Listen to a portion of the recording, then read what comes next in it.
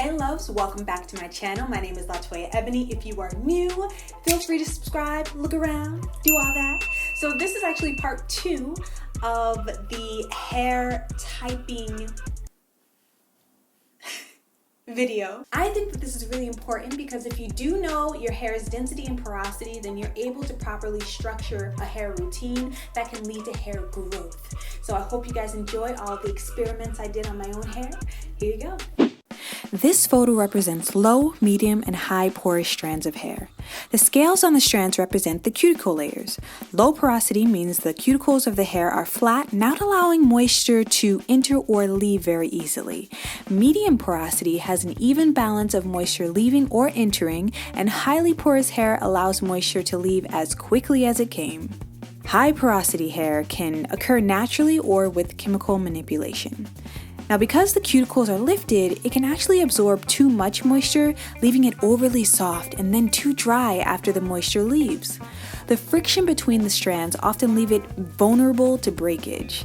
These hair types do well with pre-poo methods to add slip to the hair during washes. Also, it may benefit from a cold blast of water, using aloe vera juice, or apple cider vinegar to close the cuticle. Some high porosity naturals swear by protein treatments for strength as well.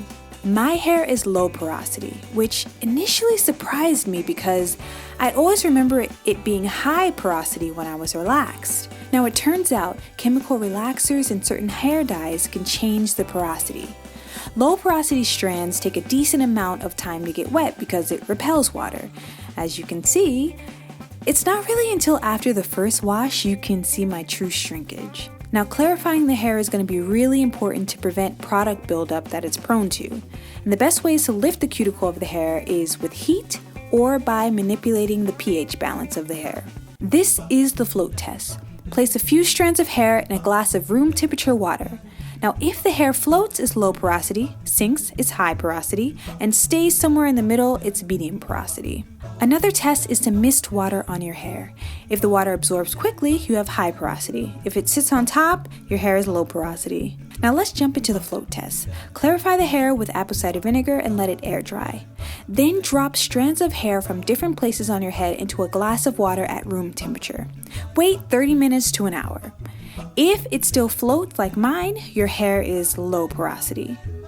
Now let's look at pH balance. Hair has a pH balance of 4.5 to 5, 7 is neutral, vinegar is between 2.5 to 3, acidic, and baking soda is between 8.3 to 9, basic or more alkaline. Alright, I want to do a little experiment with baking soda.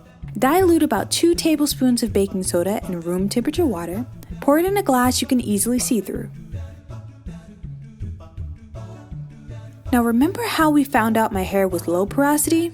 Watch this.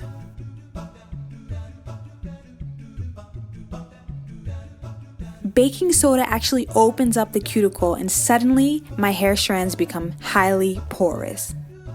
Very useful in building a hair regimen. Now let's look at hair density and thickness.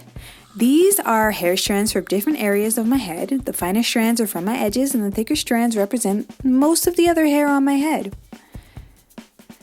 Now next to a piece of thread that represents a medium-sized strand, my hair is pretty fine. And this is the thicker strands on my head, so I was surprised. Now most people would say I have pretty dense hair. I'd agree. But look at my edges. My scalp is very, very visible.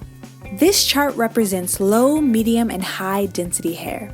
Imagine that the white space between the dots is your scalp. The more scalp you see, the less dense your hair. The less scalp you see, the more dense your hair.